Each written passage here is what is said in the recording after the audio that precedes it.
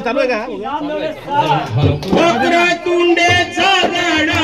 उंदीरवानाचा गण वक्रतुंडेचा गण उंदीरवानाचा गण वक्रतुंडेचा गण उंदीरवानाचा गण वक्रतुंडेचा गण उंदीरवानाचा गण वक्रतुंडेचा गण उंदीरवानाचा गण वक्रतुंडेचा गण उंदीरवानाचा गण